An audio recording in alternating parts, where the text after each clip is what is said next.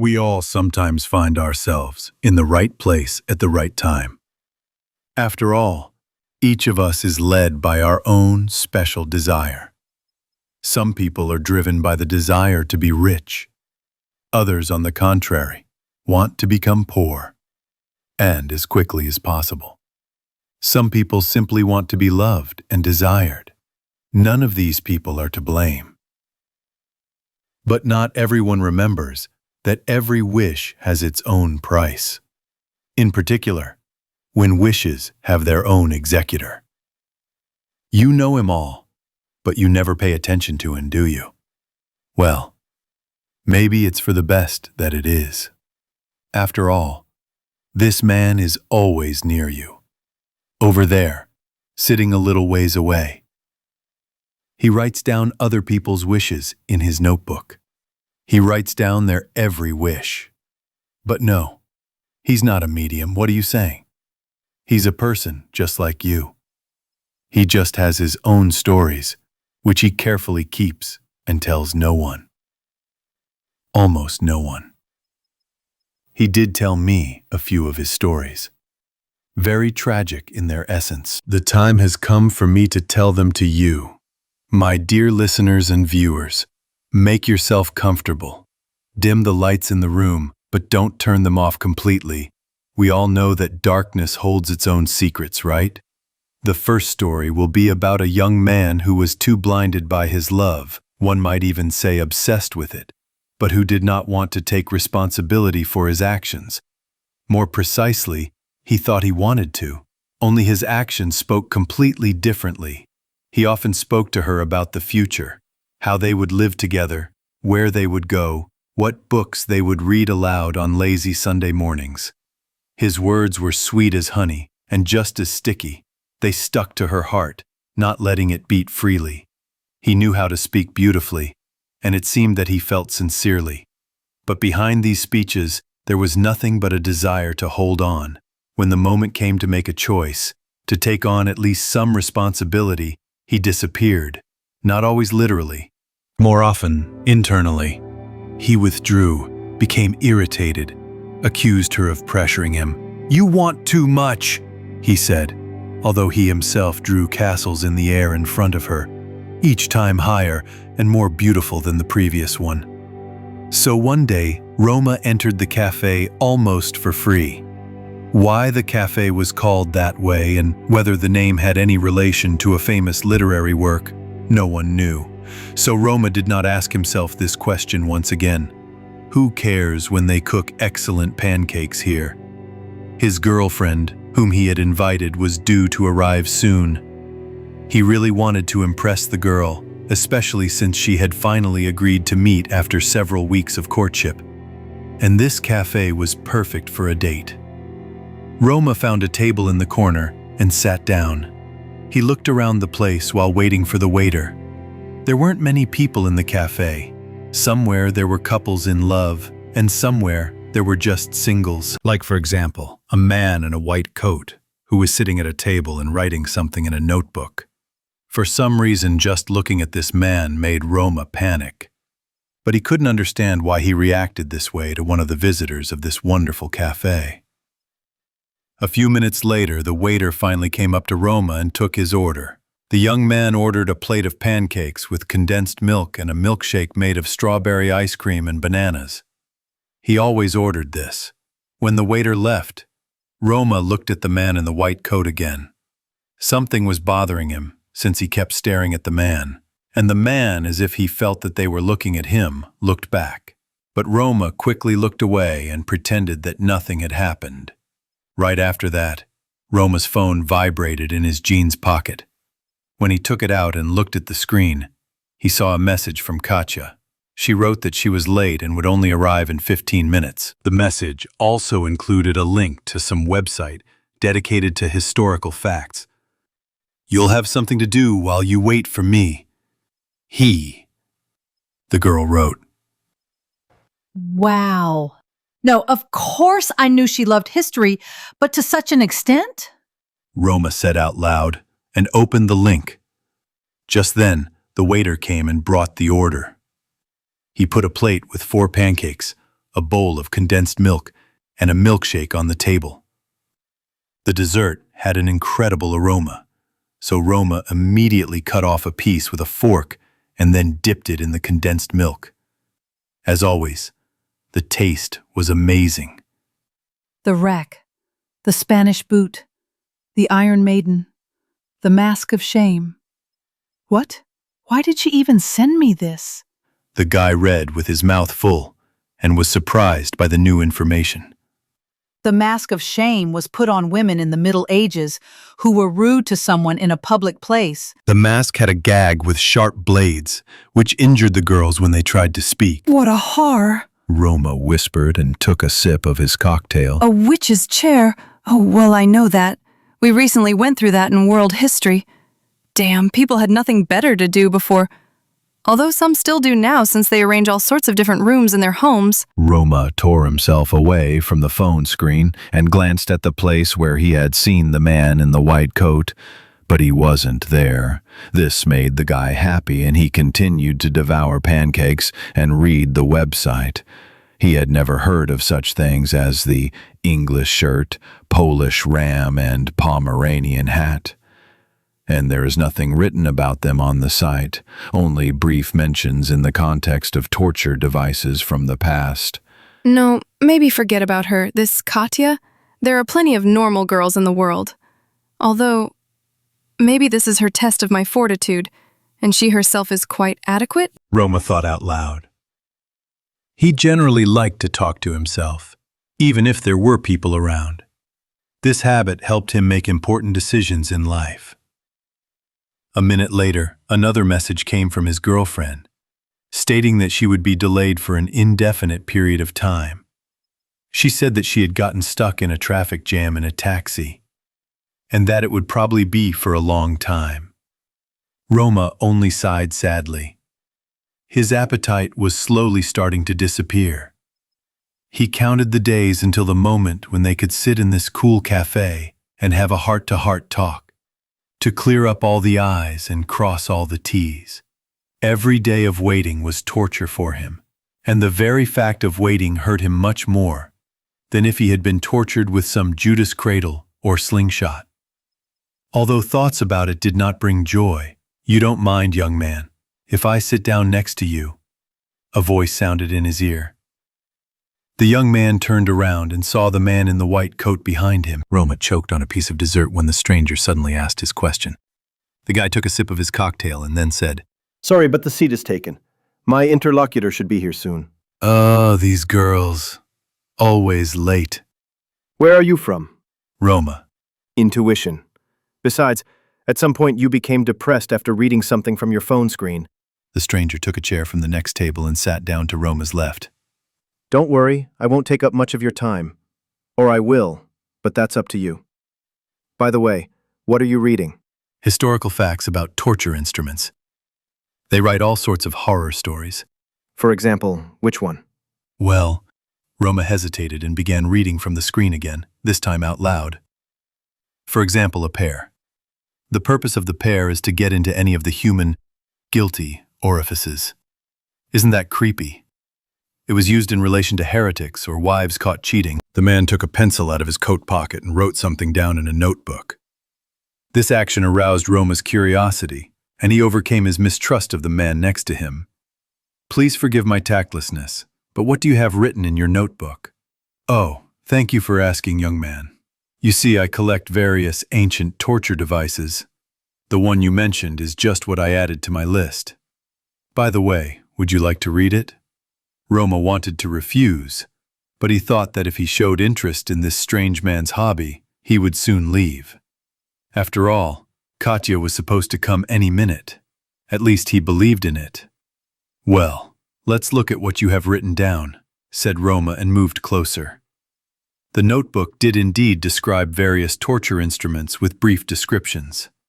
For example, Roma learned about the skinny jug and the horse. The first instrument was based on the fact that a person was tied to a post under a jug, and the crown was shaved. Water dripped onto the prisoner's head at certain intervals. This drove people crazy. But on the wooden horse's back there was a sharp metal rib. It was on it that various criminals, or people who were objectionable to the authorities, were seated. All this frightened Ram. Even for his horizons, it was already too much. Well, what do you think, young man? It's scary. I wouldn't want to experience it myself. Roma's phone vibrated on the table. The guy sighed with relief and unlocked the screen. Another message came from Katya, who wrote that she would not be able to come. I'm not in the mood for the meeting. Sorry. Roma finally lost heart. Did something happen? The stranger asked. Unfortunately, my friend won't come.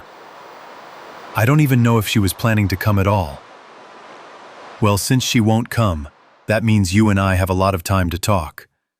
By the way, my name is Sterben, said the man, and extended his hand as a sign of introduction.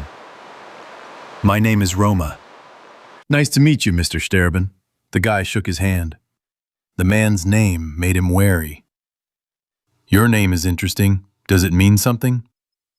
It means, if you are interested in German, then look through the dictionaries. Roma nodded. Well then, Roma, please tell me what you want, asked Sterben. Does it matter? Of course it does. We all want something. So I became interested in what such a wonderful young man wants. Money, wealth, or recognition. Or maybe love and happiness. Why such questions? Roma became nervous. Simple curiosity, Mr. Sterben replied, and smiled mysteriously. Roma moved a little further away from his interlocutor. This gesture of wariness did not escape Sterben, and he smiled even more. Don't be afraid of me, young man. Forgive me for my tactlessness again, but you are scaring me. And with what? The man grinned. With your appearance and some strange aura. It feels like you are some kind of inquisitor, and I am a heretic. And you are going to torture me now with the help of a prayer cross, bamboo, or a head press? Roma answered cautiously. He read these torture devices from Sterben's notebook. You guessed correctly about torture, but I won't be the one doing it. What do you mean? Roma asked again. Sterben put the notebook in his coat pocket and beckoned the waiter with his hand. He came without delay, although Roma had waited much longer for his when he first arrived at the cafe. The man asked to bring the same thing that the young man at the table had recently ordered. The waiter nodded and left. Sterben looked at the guy again and asked, So, what is your answer to my question? What do you want, dear Roma? I wish to be at home in the same room with Katya, and for us to finally have a heart-to-heart talk with her, to clarify everything that has been going on between us for a long time. Roma blurted out, unexpectedly for himself. When he said this, he immediately covered his mouth with both hands. This only made Sterben laugh. How simple it all is. You are an interesting young man, Roma. You know, usually people wish for immortality or the resurrection of a loved one or wealth. But you just want to satisfy a feeling of love hidden from everyone. And even so, I can fulfill your wish, if, of course, it is final. Roma couldn't believe that he had just revealed his secret desire to this Sterben. He hadn't even wanted to show Katya what he really wanted. Then, all at once, he told everything as if it were true. A few minutes later, Sterben received his order. He took off his coat and hung it on the back of a chair. Roma watched him expectantly. The name of the man who was currently cutting pancakes into pieces couldn't get out of his head. Sterben dipped one piece into the condensed milk, and before trying it, began asking strange questions. Or maybe you would like to punish Katya for not showing up for the date. Usually girls are late for 5 or 10 minutes, but not for an hour and a half. Are you sure she was interested in meeting you at all? I'm not sure. She thought about my offer to come here for a long time. However, it's my own fault. I kept her at arm's length. You see? She obviously changed her mind about coming here at the last minute. It's a pity. She missed such a chance to try pancakes and have a heart-to-heart talk with you. But never mind. There are plenty of girls in the world. You'll find your love yet. Yes. But I somehow fell in love with Katya, and I believe in it, Roma. So many women have come to me with their hidden desires that I am already an expert in this. You see, they really don't like uncertainty. But you, as I see it, have placed your bet on it, which, in general, has ruined the possibility of starting any kind and responsive relationships in the future. The man took a couple of sips of his cocktail and took out his notebook again. Here, read everything I wrote here. Choose whatever your heart desires, said Sterben, and handed the notebook to Roma. He opened it and began reading again. Eternal, almost, Roma read aloud. It was as if some force had taken over his mind. He continued reading, and different images of Katya floated into his head. Now her life will be filled with stories that will be almost beautiful, almost fell in love, almost worked out, almost found the one. She will feel happiness sliding past, breathing down her neck, but never turning around, because one day she herself turned away. Roma continued reading the notebook. His imagination was still drawing illustrations of how Katya would suffer for her wrong choice. Even though Roma himself was partly to blame for Katya's decision not to come, he still felt some kind of injustice. The vibration of the phone distracted the boy from reading. All the images from his head immediately disappeared. Sterben seemed neutral in relation to what was happening. A message came to the phone. And it was from Katya. It said that she was tired of waiting for serious steps from Roma, and that their communication would never continue again. You know, Mr. Sterben, you recently asked about my wish. Well, I want Katya to suffer, and I want me to be the one to blame for her suffering. I choose the punishment, eternal almost. Let her pay in full for not giving me the opportunity to explain myself to her. How interesting.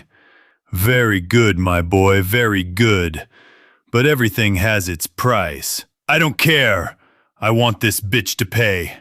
She'll know how to deceive simple-minded guys. Roma interrupted Sterben and slammed his fist on the table.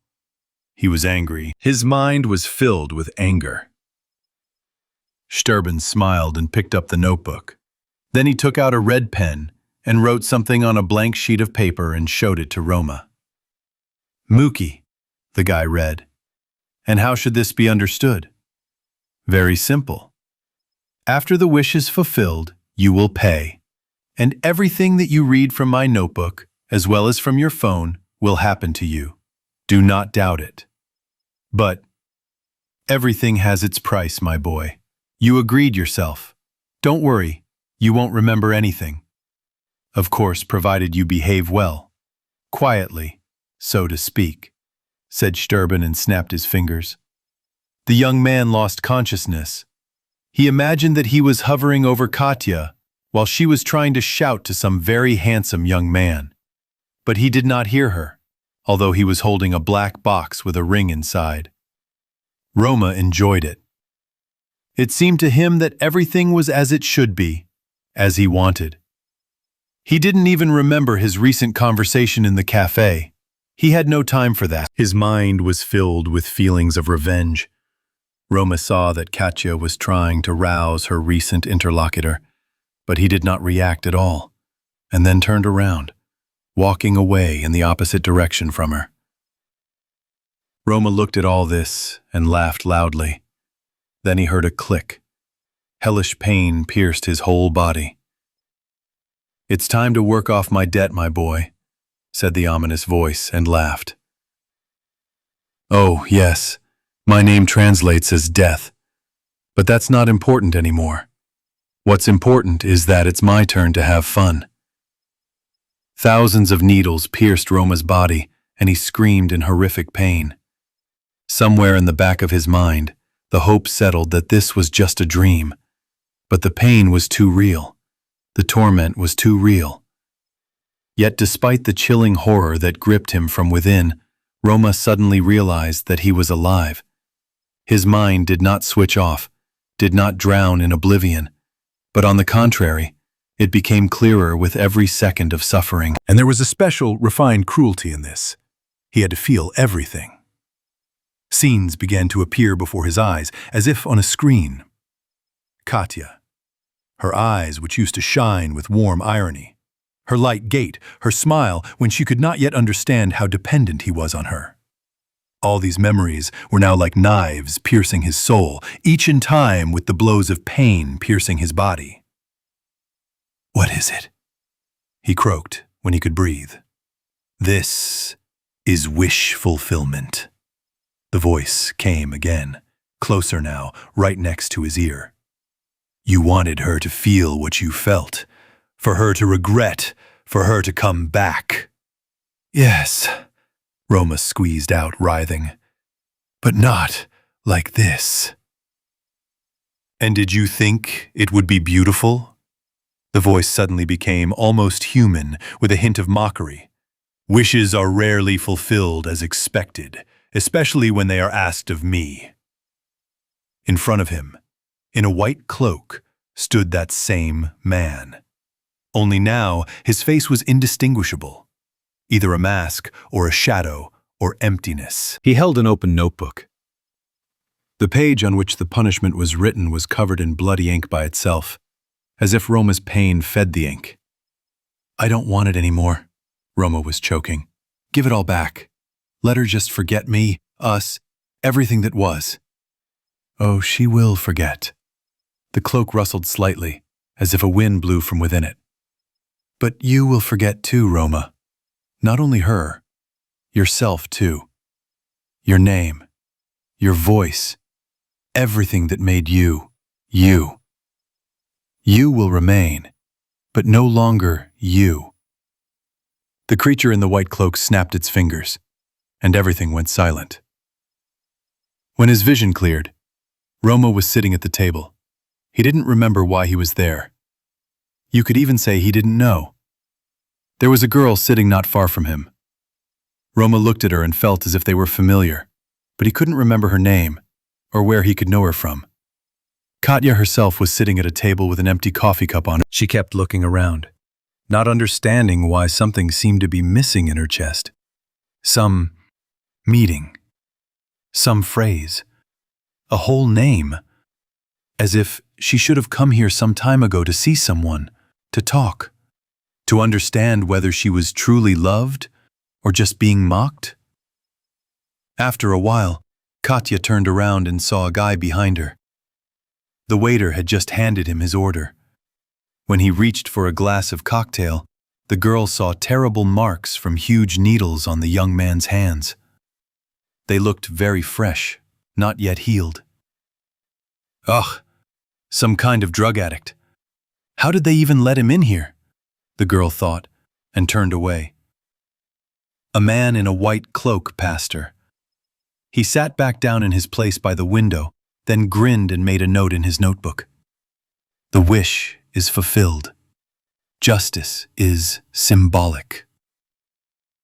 The cafe was once again plunged into a soft, semi-darkness that seemed cozy to the casual eye, but hid much more than just dim light. People came and went, some with ease, some with emptiness in their eyes. Sterben himself sat and waited for a new guest. His white coat was impeccably clean. On the table was a notebook, a pencil, and a black cup from which he never drank, but into which freshly brewed coffee was poured every now and then. The doorbell rang, especially dully. An elderly woman entered the cafe. She looked at the customers and sighed heavily to herself when she saw a young man and woman who had already experienced the power of the mysterious man. The old woman herself did not look lost. On the contrary, it was as if she had long known where she was going and who she was looking for. And always, a voice, advice, a shoulder. But no one ever understood who I was, what exactly I was. Now that all these people are gone, in their own way or forever, there is only emptiness left, filled with their words, their actions, their memories. The woman took an old medallion out of her bag and put it on the table. I want silence, Sterben, real silence, so that no one knows that I lived. No photographs, no records, no memories, so that my name is erased, so that I am gone completely, complete and unconditional oblivion. Sterben slowly opened the notebook. The pencil glided across the page as if it knew what to write. He hadn't asked if she was sure. He hadn't warned her. He hadn't offered an alternative. Such requests didn't need explanation. They were made with complete clarity. Having finished writing, he said the price. I know, the woman nodded. I remember too much that is not mine. Take it all away. All those secrets, all those skeletons in the closet. You can do whatever you want with this information. I don't care. Sterben made the last line at the bottom of the page. Then there was a click. It was light, barely audible, like the crunch of a dry branch under a boot. The woman got up from the table and then left the cafe altogether. At the same moment, somewhere in another part of the city, one man suddenly forgot the name of his late wife. Another couldn't remember what his mother looked like. A grandson, sorting through the family album, found a blank page where the old lady's photo used to be. Only an old, worn medallion was left lying on the table. It was empty. There was no engraving on it. The chain was also missing. Sterben closed his notebook and smiled at the corner of his lips. He was not a judge, only an executor. Each wish had its own price. Not money, not gold, not even delicious coffee. And there was justice in this.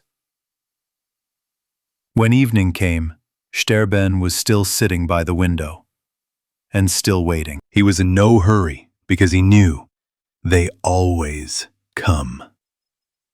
Another ringing of the bell, sharp, almost angry. A young man, about 28 years old, wearing a gray coat and carrying a folder under his arm, stood on the threshold.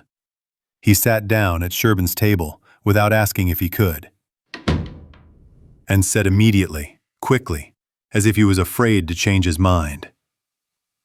I don't know how you do it, but you do it, right? I heard that you perform. I give you a task, you give me what I want? That's all true, said Sterben and grinned. But be careful. Everything has its price. Don't worry, I understand. You see, Artem is calling me. I teach English in a regular school. The students are generally normal, some even listen, but He hesitated, clenching his fingers until the knuckles turned white. I feel like I'm wasting my life. How can you waste your life if you are doing something so important? Asked Sterben, raising his right eyebrow in surprise. The young man looked out the window instead of answering. A minute later he continued, completely ignoring his interlocutor's question. I had poems, I composed music. I wanted to go to London, to get a master's degree. I wanted to tell the world something important. But instead, I stand at the blackboard. There I talk about times, correct mistakes, and catch empty glances. And the more I talk, the less of me remains. It's as if I became a translator of other people's desires, and I don't remember my own, and it's killing me. Sterben began to write. The pencil glided over the paper almost gently. I want, said Artem, for my voice to mean something again. For every word I say to change people, for them to feel, absorb, believe, as if I were alive again. There was an awkward silence. Sterben looked at the teacher intently. Okay, he said, but the fee will sound. What? Artem was surprised. Sterben handed him a sheet of paper with the task. Artem began to read what his interlocutor had given him. It read, "You will come to the class where you usually teach. You will read a poem of your own composition. From now on, every word you say will be true, absolute, unvarnished, unstoppable. Everything you say will become reality for others. You will become a living verb. But if you ever want to lie, you will disappear."